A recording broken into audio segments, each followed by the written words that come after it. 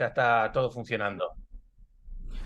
Hola, bueno, buenas tardes a todos. Gracias, Blas, por conectarte. Aquí estamos eh, desde el Instituto de Investigación y Humanidades del Colegio Nacional de Buenos Aires para presentar tu último libro aquí, Taller de Otoño, editado por Blat y Ríos.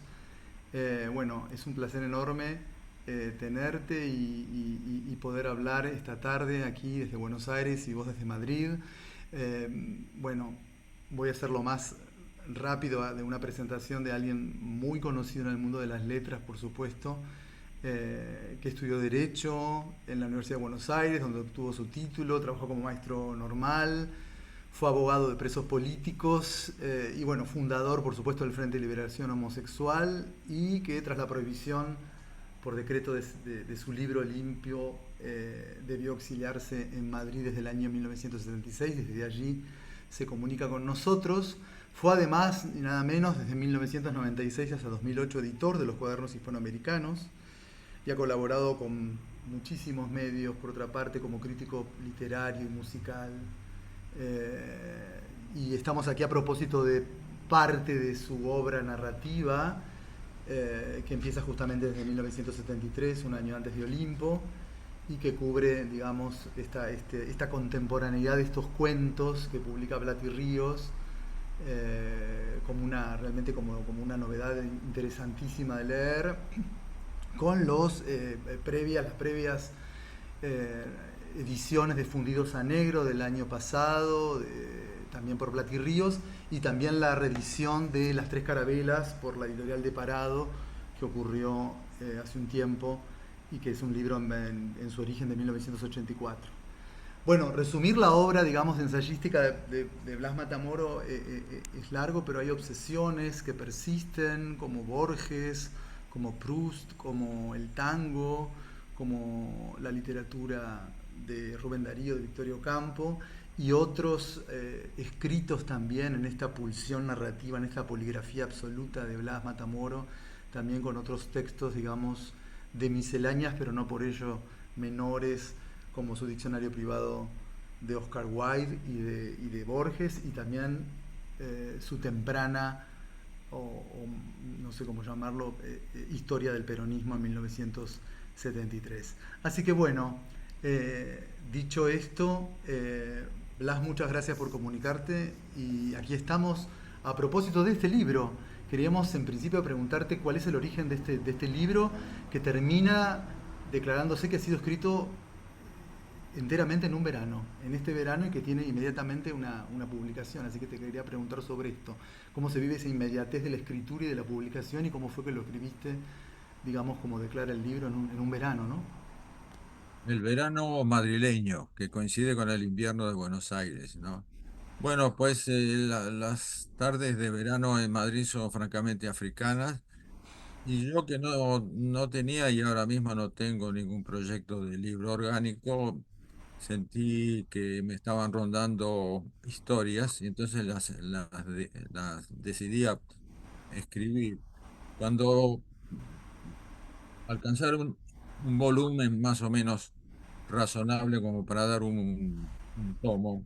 Entonces le mandé el original a Mariano Blatt, que inmediatamente las aprobó, pero no pensaba en absoluto en la publicación siquiera. Debo confesar que la última revisión del texto íntegro no llegué a hacerla, la hice cuando me consultó Mariano algunas erratas que había que, eh, corregir. Lo demás es un proceso que en parte podía contar muy sucintamente y en parte sumamente oscuro y que siempre me ocurre cuando se me presenta la posibilidad de escribir historias. Es decir, se me adelanta o una imagen o un lugar, a veces es una persona, un elemento narrativo que me dice que la historia existe, ha sido olvidada, y entonces yo tengo que eh, recuperarla. Entonces me la voy contando, generalmente de una manera oral, no tomo apuntes. Por otra parte, yo no escribo a mano, no manuscribo. Siempre he escrito con la mediación de una máquina. Ujú, Incluso en uno de los cuentos lo digo, cuando existía la máquina digital, después de la máquina eléctrica y ahora con el ordenador. Pero me hace falta siempre la mediación de un elemento objetivo que no reconozca yo como mi letra, porque entonces me, me resulta muy difícil despegarme de lo que estoy escribiendo, es decir, darle protagonismo a la escritura. Es todo cuanto puedo decirte. Todo lo demás, bueno, es decir, ¿dónde está la historia que se olvidó, la historia que desapareció y que yo tengo que reconstruir? Eso no lo sé. ujú. Francamente no lo sé. Ahora, los textos tienen, ligando un poco con el título Taller de Otoño, el primero, por ejemplo, el cuento que abre, el cuento que inaugura la colección, es un texto muy interesante sobre una ironía y una belleza y un afecto sobre el problema de la vejez exactamente y sobre esa pareja que se encuentra, pero no es la única emoción, digamos, de todo el cuento, que tiene otras vertientes también. Te quería preguntar cómo lo ordenaste, si ordenás, digamos, emocionalmente los cuentos. Me sorprendió mucho los cuentos, muchos cuentos metaliterarios, muy pirandelianos que hay de alguna manera, por un lado, y otros que parecen revisitar o reversionar, bueno, en el caso de Blancanieves, Otelo o la historia de Adán y Eva. O sea, encuentro como esas tres textos muy metaliterarios, textos que revisionan otras historias y otras historias de un realismo muy extrañado, sobre todo en los nombres de tus personajes, que me hicieron recordar, no sé, desde Marco de Nevia, Silvina Ocampo, una suerte como de realismo un poco exasperado en nombres así un poco que irónicos o con apellidos contrastantes que se disparan de un cierto realismo, ¿no? Te quería preguntar qué pensás de todo esto, ¿no? Bueno, todo esto es una enorme lista de cosas. Yo debo decir que no soy muy buen lector de mis libros, como tales libros. Más bien tiendo a desprenderme de ellos. Lógicamente que en la elaboración del texto estoy muy atento a lo que va resultando, y, en fin, y a todos los efectos de la corrección. Siempre tengo presente lo que decía Pío Baroja, el escritor español. La escritura empieza cuando uno aprende a tachar. Ujú. Eh, Ahora me, me planteas distintas cuestiones. La relectura de mitos es un ejercicio, yo pienso, de mala lectura de los mitos. Si leo mal Otelo o leo mal el Génesis O o Blancanieves. si el cuento recogido por los hermanos Grimm, me sale esa otra cosa. No sé yo si es un cuento a propósito de otro cuento, si es un metarrelato. La palabra es muy fea. Ya no te interesa esa cosa tan técnica, digamos, no te interesa esa tecnicidad de la literatura. No, no, la tecnicidad, mira, uno la lleva puesta como la ropa. Ujú. Se adquiere con los años. Con los años uno se da cuenta de que elige qué ropa se va a poner. Aprende a ponerse la ropa, pero no más que eso. Y siempre llevado por el ideal barogiano de la concisión. Es lo que podría decir en materia de técnica. Decir que he empleado tal o cual técnica, la verdad que sería pedante de mi parte y no sería verdad. Ahora, ¿no notas también esa cosa medio de conciencia de lo narrativo? El segundo cuento es muy pirandeliano, hasta hay interpelaciones del personaje a la obra, prácticamente como si el personaje interpelara al narrador que lo está escribiendo, y se nota esa pulsión, digamos, aparece en dos o tres cuentos. ¿Eso fue profeso? ¿Te salió? No sé, pensé directamente en Pirandello, pero puede que no, te lo pregunto. El cuento que se llama El personaje, Hmm. claro, es la imposibilidad de escribir un cuento si el personaje no quiere. Viene a ser un poco eso, ¿no? Sí, exactamente. Claro, entonces el autor se pone como personaje y el personaje como autor. Sí, en ese sentido es Pirandello, claro. Sí. Pero no lo tenés, digamos, presente de ninguna manera. Es como que es una pulsión de escritura que más allá de esa, de esa idea de que escribimos con la biblioteca atrás, digamos, que escribimos con todos los autores que hemos leído de alguna manera. ¿O no te interesa llevar, Sí. digamos, tu propia escritura a esos ancestros textuales, a esos No, antepasados? no, eso, no, no, no, no, no, no, ancestros yo la verdad que no reconozco a nadie. Debo tener un montón, como todos los escritores, tenemos un montón de lecturas, pero no, nunca los invoco. No, ese cuento me parece que me vino porque yo estaba escuchando una música de Mozart que está mencionada en el cuento. De pronto me pareció que había una especie como de fantasma de personaje que también estaba escuchando esa música. Y entonces escribí ¿cómo te diría yo? El llamado a comparecencia del personaje, el único que me salió al principio. Y después todo lo demás, no sé, a lo mejor el personaje ese existía, ¿no? Existía en algún espacio que tampoco te puedo decir cuál es. Ahí, cuando llegamos a la zona de sombra y a la obediencia a la sombra, ahí yo me detengo de explicar, ¿no? Ujú. Y dentro de tu obra, ¿cómo colocarías este último libro? Dentro del conjunto de tu narrativa, de tu obra narrativa. Pero ¿quién dijo que yo tengo una obra narrativa? Eso es la primera vez es la primera noticia que tengo. Bueno, No, Dios, mira, Dios y la Virgen de Luján me libren de tener una obra. bueno, No, no, pero no no. sos un Y autor además no te sino, permito que sigas hablando de eso porque voy a malograr lo el tachamos, lo diálogo. tachamos. Entonces sos un autor sin obra. Entonces, bueno, esta obra está, digamos, ahí arrojada al mundo, de alguna manera, más allá de lo que, de las veces que has escrito algo de narrativa. A ver, ahí. Sí, no, no, no. Respeto mucho a los escritores que hacen guiones de obras muy estructuradas y que ocupan tomos y tomos, ¿no? Respeto a Galdós que hizo sus episodios nacionales, después en Balzac, la comedia humana, que es una especie de novela por entregas sobre toda una sociedad. No, pero eso no es lo mío para nada. Además, mm, todo lo que tiene que ver con institución me da un poco de alergia. Es Ujú. decir, esta es la obra de, que es un escritor que, No. y que la crítica dice que, y, y que cuyos lectores se pueden enumerar y clasificar en qué. No, eso no, para nada. Te diría más, yo no me considero un escritor desde el Mm, punto de vista ontológico, es decir, no me pregunto nunca si soy un escritor porque no contestaría que no.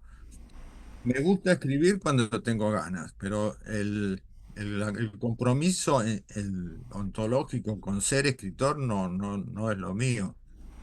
También respeto a los escritores que pueden decirlo y que son escritores profesionales. Escritores que todos los días tienen un horario, tienen un contrato con un editor que les publica regularmente sus libros y cobran un dinero que les permite vivir de lo que escriben. Yo sí hago las cuentas de lo que he ganado por derechos de autor y me da que cubre el rubro cigarros, pero no llega al rubro fósforos para encender cigarros. es muy bueno. Bueno, pero por ejemplo, Las Tres Carabelas se reeditó de la edición del 84 porque estaba inconseguible y se reeditó hace poco. Esto es una operación respecto de que el tiempo también trae, digamos, tu obra primera, más allá de que... Bueno, sí, pero que también porque de la zona de la sombra salió un señor llamado Mariano Blatt, Ah, que ok. un día me escribió un correo, yo sospeché de su existencia, después más o menos fui creyendo que podía existir el tal Mariano Blatt. Del otro lado, un par de periodistas que me entrevistaron en estos años me confesaron que lo primero que preguntaron en Buenos Aires es si yo estaba vivo o muerto. Mm, Yo hay días en que dudo en contestar a esto, pero Ellos, cuando respondí los correspondientes correos, bueno, certificaron mi supervivencia. Es un papel que voy a buscar 2 veces por año al Registro Civil de Madrid para cobrar un dinero de pensión del gobierno argentino y que se llama Fe de Vida. Fe de vida, sí. Y bueno, y eso me refuerza mi fe en que, mi convicción de que sigo vivo. Y respecto de tu obra ensayística tan vasta, que, o la no existencia de tu obra, preguntarte por tus obsesiones, por ejemplo, si reconoces en esas escrituras algunas de las obsesiones, la música o Proust, o todo tu trabajo sobre la literatura de clase, o sobre que ronda sobre las figuras de Bioy Casares, de Manucho, de Victorio Ocampo, que te ha interesado especialmente, si sentís que hay obsesiones de esa necesidad de escribir sobre ellos. O si, si tuviéramos que interpelar o entrar a esa producción, ¿cuáles serían tus obsesiones a las que has vuelto? Porque Proust ha escrito 2 libros, Borges, o la literatura clasista, para llamar de alguna manera, a partir del libro Oligarquía y Literatura. Si vos tuvieras que, Sí. si vos tuvieras que dar un testimonio de eso, ¿qué dirías que son tus obsesiones de crítica? No, no, eso se lo dejo a los lectores, no, no usurpo No te el, pones el, ahí. el, el absolutismo del lector. Mira, en el mundo quedan 3 monarcas absolutos. Uno es el rey de Arabia Saudí, Sí. otro es el papa y otro es el lector de literatura. Mm. Yo lo que podía decirte también, pero acá repito a Octavio Paz, que lo que llamamos temas de un escritor son obsesiones y Ujú, las obsesiones no se disuelven nunca. Quizá son uno de los sostenes de la vida ujú, y quizá también una máscara de lo que se llama pasión, no emoción. La emoción es cálida, es explosiva y breve. En cambio, la pasión es fría, es sostenida y dura toda la vida. Así que esas obsesiones, por ejemplo, vos deberías tener la paciencia de enumerarlas y todos los lectores que conozcas también. Y yo voy a aceptar todas las listas. Yo creo en los lectores como con eso de la fe de vida que me da el Registro Civil de Madrid.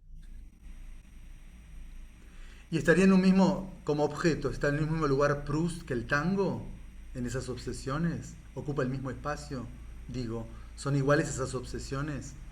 Porque bueno, el tango, hasta tu último libro que ha sido premiado por la Academia Argentina de Letras y que venís escribiendo, digamos, desde tus inicios. No, no, pero sí, pero el libro ese, no, debo aclarar el título. Se llama Con ritmo de tangos, pero el verdadero título es Diccionario Personal de la Argentina. Y Ajá. el título que yo le había puesto al libro era Sean eternos los laureles. Ujú, Y el editor español me dijo, eso en España no significa nada, tenías razón, dice, porque laurel alude a gloria, dice, a, a semblanzas de personajes gloriosos, y el libro no es eso, o si no, a un elemento de la cocina, porque con laurel se hace salsa. Y, y eso en los citas que están al comienzo del libro se especula con eso. Claro, era un libro pensado para lectores argentinos y españoles. Y un lector argentino, si uno le dice sean eternos los laureles, sabe que está citando al himno nacional. Pero no es un libro sobre el tango. Ahora sobre por qué Proust con el tango. Entonces te contesto con una pregunta, ¿me autorizás o no? obvio. La pregunta es ¿por qué no? ¿Por qué no le preguntás a Borges por qué en un mismo texto se ocupa de Milton, de John Milton, del poeta barroco francés, y de Elías Regules, autor de Milongas Uruguayas? Preguntáselo a Borges. No me quiero poner al lado de nadie, pero se me ocurre que todo lo que interesa te interesa, ¿no es cierto? Ujú. Es la ley de Perogrullo. Sí. Bien, vuelvo un poco a las 3 carabelas para preguntarte sobre Es un libro del 84, pero bueno, que contiene, digamos, de alguna manera, no sé, una suerte como de... Es una, podemos entenderlo como autobiografía camuflada, que hay partes autobiográficas de tu vida aquí presentes, o no necesariamente, digamos, si hay formas, si hay una escritura donde tu yo está como más presente en este escrito. Sí, el libro es estrictamente autobiográfico como todos los libros del mundo. Ujú. Vos partís de esa premisa de que todos los libros son autobiográficos, digamos, o hay gente que... No, mira, si fuera autobiográfico yo hubiese escrito un libro de memoria. Es imposible escribir un libro sin vivencias. Estas vivencias que te decías hace un rato de la historia perdida y recuperada, si querés, por volver a Proust y al escritor del medievo al cual Proust le tomó el título, ¿no? Del tiempo perdido y el tiempo recuperado. Si volvemos a eso, entonces sí podríamos decir que un libro se hace, es- una narración se hace con vivencias, sobre todo con la vivencia de la escritura. Y la escritura que a su vez te trae toda su familia de vivencias, ¿no?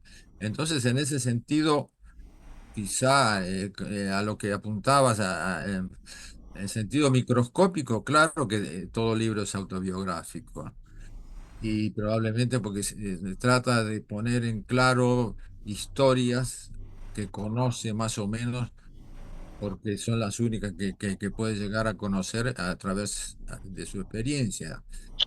Si por autobiografismo se puede decir que toda narración es experiencial, existencial, bueno, pero eso es un lugar común, no vale la pena repetirlo, todos lo sabemos, pero que son autobiográficos, sobre todo del hecho de escribir, sí. Es Ujú. decir, yo escribo y lo que queda escrito es autobiográfico, documento de que lo he escrito. Esto no es redundante, es el texto que se te impone como algo propio, siendo como es un objeto, ¿no? Y en principio algo que está desvinculado de vos mismo. Y todo el fenómeno actual donde la gente con poco decoro cuenta su vida y hasta también de alguna manera la colorea un poco a través de lo que se llama la autoficción, donde oculta o trafuga, digamos, algunos hechos reales, que hoy es casi de alguna manera escandaloso en las bateas de las librerías, con esto que se ha dado en llamar el giro autobiográfico, donde todo el mundo cuenta su vida y realmente muchos textos que aparecen como ficción son o autoficciones o formas camufladas y eso ha estado, digamos, usado hasta el paroxismo en nuestra contemporaneidad, en el hoy, ¿no? ¿Cómo sentís respecto de eso? O te parece que es así o no? Espero que no me creas capaz de esos paroxismos. Pero, pero además, autoficción y microrelatos son cosas que se le ocurren a los franceses que se pasan la vida Buscando categorías. inventando palabras que no quieren decir nada. Un amigo mío escribió, Manuel Alberca, un libro donde trataba de eso y más o menos llegaba a la conclusión de que no sabía decir qué era. No, mira, hay ficción o hay confesión. Ujú, Son dos cosas distintas. Si yo voy a confesar lo que creo recordar de mi vida, bueno, es una cosa. Si voy a fingir lo que sea, por ejemplo, mi novela eh, El pasadizo que pasa en el siglo I antes de Cristo, difícilmente se puede hacer con recursos, sí, recursos a lo personal, mnemotécnico, digamos, a la memoria de la persona. Yo en el siglo I de Cristo no sé si estaba vivo todavía, pero no recuerdo nada en todo caso. Entonces, pero sin embargo, hay algo vivencial que me llevó a eso. ¿Es lo que fue? Bueno, mi hermana, que es una lectora muy aguda, dice, es una historia metafórica de nuestra familia. mm, muy bueno. Imagínate una familia en el barrio de Floresta en los años 40, este, ¿qué tendrá que ver con una familia romana del siglo I antes de Cristo, ¿no? el uso del latín mal usado que hacemos nosotros lo hemos convertido en lengua española. Es lo único que podría más o menos vincularnos con eso. Pero a lo mejor mi hermano tiene razón. Bueno, generalmente tiene razón en todo, pero cito su testimonio porque es el que está más cerca de lo que podía ser esta referencia metafórica. Yo no trabajé en ese sentido para nada. Ahí volveríamos al tema de las instituciones, ¿no? Ujú. ¿Es usted un escritor? No. Pero un escritor argentino, mire, si no soy un escritor, tampoco soy un escritor argentino. Pero entonces era un escritor español. Menos, porque en España no hay escritores españoles. Son todos andaluces, son todos extremeños, gallegos, asturianos, pero españoles no hay ninguno. Ahora, si la patria de un escritor es la lengua, sí, porque yo escribo espontáneamente en español. Y entonces, Ahora, y hablando de eso, eso, a partir de tu vida, de tu exilio en el 76, antes de esa fecha, esas obsesiones las que venimos hablando ya estaban. Estaba Borges, estaba el tango, estaba oligarquía y literatura. Ese año en que te vas, ¿hace un viraje sobre esas obsesiones? ¿O siguen siendo las mismas, digamos, que te llevaste en el momento que te fuiste? Porque de alguna manera podremos decir que ahí hay, ya está todo ahí plantado de alguna manera, esas, por lo menos esas tres obsesiones, tango, Borges, oligarquía y literatura, y también, bueno, tus primeros escritos, ¿no? Narrativos. sí, yo la verdad que no he hecho el inventario de mis obsesiones, pero seguramente que están ahí, no hay duda. También hay que tener en cuenta que hay libros que uno escribe porque la iniciativa es espontánea, otros libros vienen porque se pacta una edición con un editor. Por ejemplo, el libro sobre Victoria Ocampo me lo pidió Luis Gregorich Mm. cuando era director de Budeva, porque había en la colección de Genio y Figura faltaba un, un número sobre Victoria Ocampo. Pero así también el libro sobre Rubén Darío me lo pidió directora de una colección para Espasacalpe y alguna otra cosa más también habría que buscarla, ¿no? Pero Es decir, a veces no, por encargo, digamos, decís, son de escrituras por el encargo encargo, también. sí, el encargo siempre tiene que ser pertinente. Si no es pertinente, yo no lo acepto.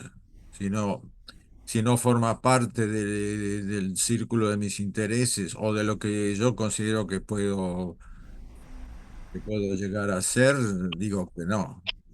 Ujú. No. Es Bueno, si no decir, te pregunto por tu militancia, me matan, pero bueno, yo dentro de esa militancia hay, y considero que también tu escritura es una, de alguna manera una militancia, tengo para mí algo particular respecto de la vida de Gardel, donde vos te metés con una leyenda negra realmente que acá en Buenos Aires por lo pronto nunca, no hay que hablar de eso, que es sobre la sexualidad de Carlos Gardel. Y al final del libro vos planteás la posibilidad de que Gardel haya tenido una relación con su secretario en esa famosa escena fatídica del accidente. Y yo creo que ahí hay algo, te metes con algo que es ríspido, como que los argentinos no queremos, o que muchos argentinos no quieren oír sobre esa sexualidad de Gardel. Y lo noto como un lugar donde tu escritura se mezcla un poco con tu militancia a partir de rastrear. A nadie le importa realmente si ocurrió o no, pero vos lo pones en el libro, das a entender eso. Eh, claro, y además eso hace más interesante la figura de Gardel, porque de él tenemos documentos sueltos y contradictorios. De manera que cuanto más se pueda reunir de toda esa especie de papel picado documental, mejor. Bueno, pero ahí hay otro problema que es la mala relación que tenemos los argentinos con nuestra historia, ¿no? Y que ujú, nos cuesta mucho tener historia y entonces la sustituimos por un sistema mitológico. Entonces, y cuando se trata de traducir una mitología a lo histórico, aparecen estas rifirrafes. Peor me la hicieron los nicaragüenses con Rubén Darío, porque también yo decía que Rubén Darío había tocado el tema, como es lógico en un escritor modernista, ¿no? Que se ocupa de los raros como lo Mm, llamaba Rubén, y que por lo tanto el homosexual estaba en la lista de los raros. Pero yo más bien me ligaba con la figura andrógina del escritor, y ahí vino la indignación nacional nicaragüense, porque incluso hubo un acto de desagravio a la desagravio. memoria Mm, de Darío, porque yo tomaba en cuenta un poema de él que se llama El Reino Interior, donde él dice que su alma es la bella durmiente ujú, y que está excitada por un barullo callejero, se levanta de la cama y ve a unos hermosos efebos cuyos abrazos ansía.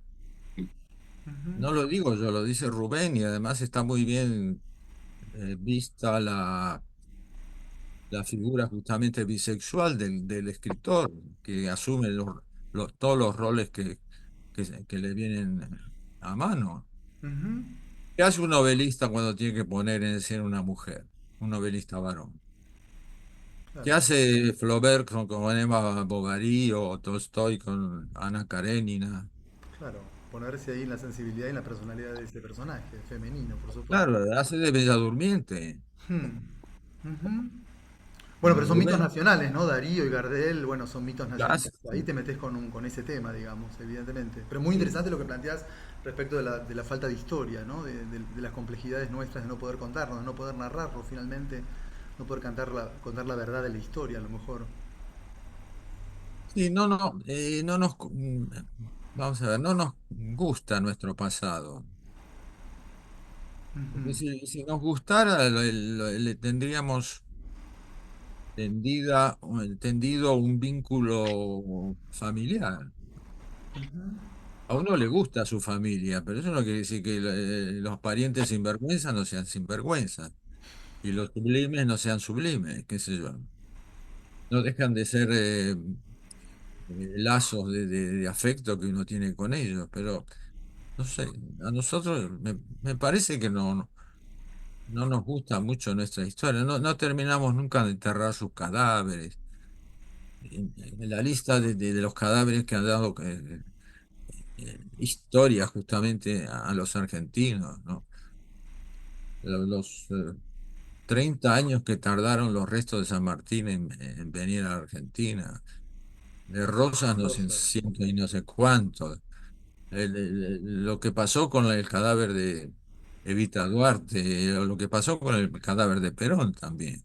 Ujú, En el traslado del cadáver hubo una pelotera de los peronistas y uno de ellos fue muerto. ujú, Todo por unos restos mortales. Es decir, hay, hay una cosa es decir, una cosa, eso, un objeto que es el muerto al que no se acaba de inhumar, que es el pasado que no se acaba de procesar. Eso creo que nos pasa a los argentinos en general. Es cierto que generalizar los argentinos es un poco eh, demasiado rápido, pero bueno, hay un imaginario argentino que nos afecta a todos y pasa por ahí, ¿no? quiero volver al libro que nos convoca. Si sos, te imagino un lector tremendamente voraz, pero sos un lector de cuentos, o sos un lector de novelas o específicamente, o el cuento te atrae como Sí, sí, sí, sí. No, el cuento sí me atrae. Ujú, Me atrae por las razones contrarias a la novela, ¿no?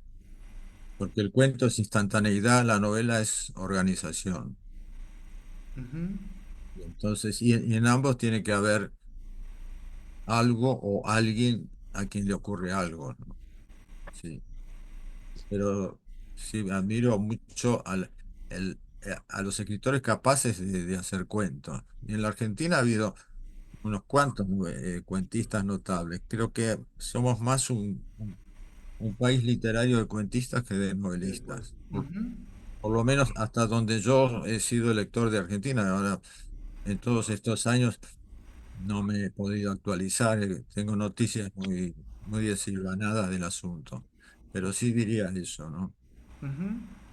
Hoy están los dos libros en tus librerías, el libro de las conversaciones con Sebrelli y este que acaba de salir en octubre.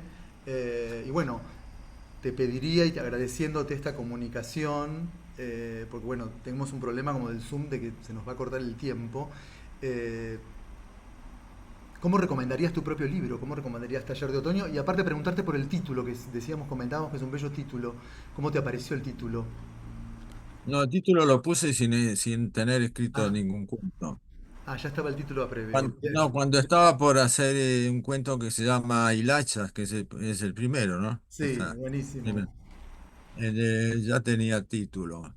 Taller de otoño, bueno, porque es un trabajo de taller y el otoño como época de la vida, también como época del año. Y probablemente porque ya estaba padeciendo el verano y esperando que viniera el otoño, que es en Madrid la mejor de las estaciones, sin duda. Sí, aparece eso en, en uno de tus cuentos, lo decís que el otoño es muy, que esperás el otoño acá es muy bello. Aparece eso citado en uno de los cuentos. Bueno, está bien. Bueno, Blas, muchas gracias. Gracias a todos por acompañarnos y bueno, gracias por comunicarte, Blas, con esta conversación sobre Taller de Otoño.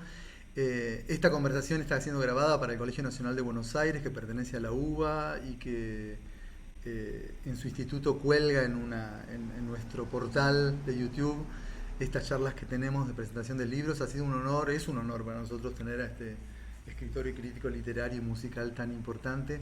Así que, Blas, muchas gracias por comunicarte con nosotros desde Madrid y esto bueno va a quedar y seguramente mucha más gente lo va a poder ver en las próximas 48 horas cuando lo subamos. Sé que hay lectores acá y amigos presentes, así que y tu editor también, Mariano. Así que bueno, les agradecemos que hayan hecho el contacto y recomendamos este libro de cuentos de Blas Matamoro en su edición de Plata y Ríos, Taller de Otoño. Muchas gracias a Bueno, todos. gracias a vos y a todos los demás. Gracias, Blas, muchas gracias por esta conversación tan interesante que hemos tenido. Hasta siempre. Chao, gracias. Gracias a todos, muchas gracias. Bueno.